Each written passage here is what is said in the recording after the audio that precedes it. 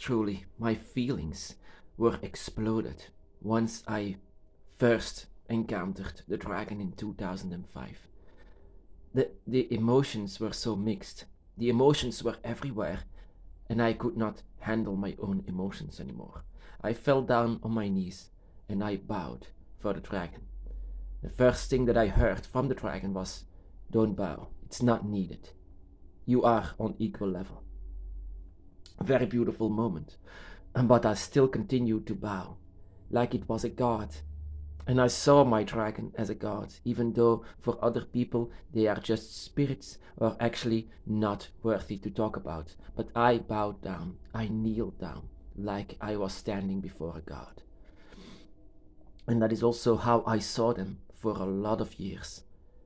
That every single dragon was like a god for me, but actually it was just a spirit that belonged into the same gate where we belong. And that is for the first time when you feel this, it feels like coming home.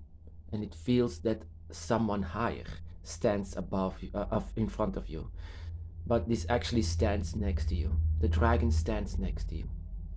And the thing that they will not ask, and that is what I've heard all my entire life, if you want to reach out for heaven, you have to talk about God. But that is also what I did when I discovered the dragon. Of course, there were 5 months that I was completely gone. I was in a trance. But when I came out of it, I told everybody, the dragon exists, the dragon exists, the dragon is real. But of course, I forgot how it sounded. That a dragon exists, that a dragon is real, that you do believe in dragons. I forgot how it sounded. I said to everyone, the dragon is real, but no one took me seriously. Of course, later I came to realize that I shouldn't have done that, because why? Why should you do this? The dragon came before you, not before others, for a reason. They don't need you to tell about the dragon. Of course, you can tell about the dragon, but those who are triggered, those are the ones who need it, not everyone else. That is not a lot of people, that is just you. And the other ones, for example, your parents maybe, they don't need to have this message. In my early years, when I was a Christian, they always told me, talk about God if you want to reach out for heaven. Talk about them, because they have to obey him. They have to obey him, so in order not to go to hell. So that is also what I did back in the day. Why don't you believe in God? You have to believe in God. But that is just it.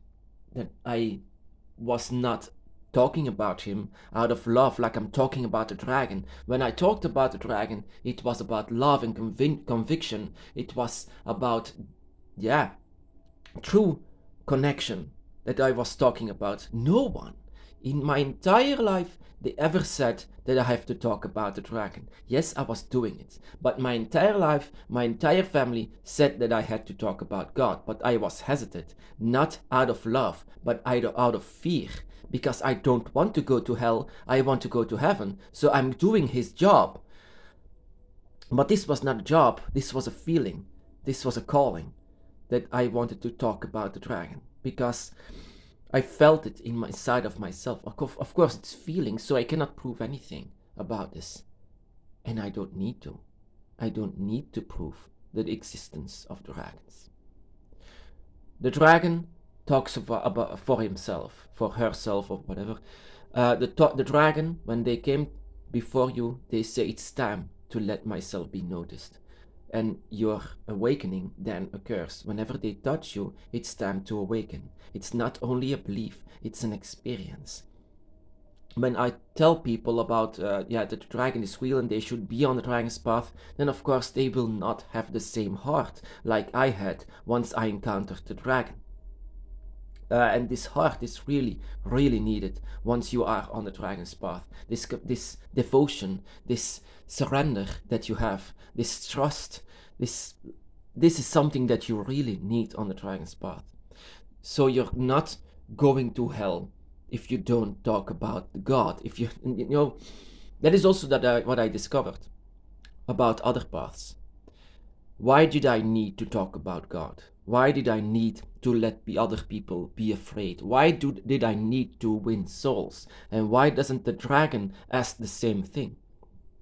Because some other paths and some other gates, wherever they belong, they welcome new members. Whenever they abandon their origin or wherever their spirit comes from and their angels come from, our angels are dragons, by the way, whenever they are coming from, those gates are the ones that if you abandon them and turn your back, for example, on the dragon, and you choose to be on this other path and this other gate, then some gates and some gods welcome you there. They welcome you there, but not that you will feel home for anytime soon, but because your true home will be abandoned by you. And so you abandon your own angels and your own dragons in this case. So, but not really welcoming you, but just to win souls. You're going to be a part of an army, things like this. And when you are gone, you are just gone. But yeah, those are the ones that welcome other spirits, and that is what the Dragon's Path and the Dragon's Gate is not doing.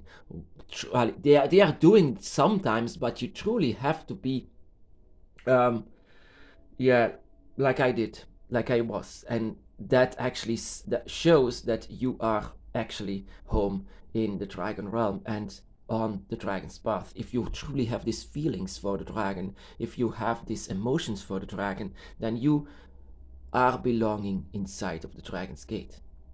And you are not convinced by anyone else. When you hear the name dragon, that is enough reason to call you home in the dragon's realms. And so can you be welcome on the dragon's gate when you are not actually awakened by the dragon, when you don't belong there? There is not a high chance for that. On the contrary, with all of these religions, they welcome it. Why is the Dragon's Path not a religion? Because they don't need it. They don't need other spirits from other realms and other sides. They just need you. They want to awaken you and to call you welcome whenever time comes. And that is a part of the Dragon's Path, of course, that you don't need to convince anyone. There is no need to.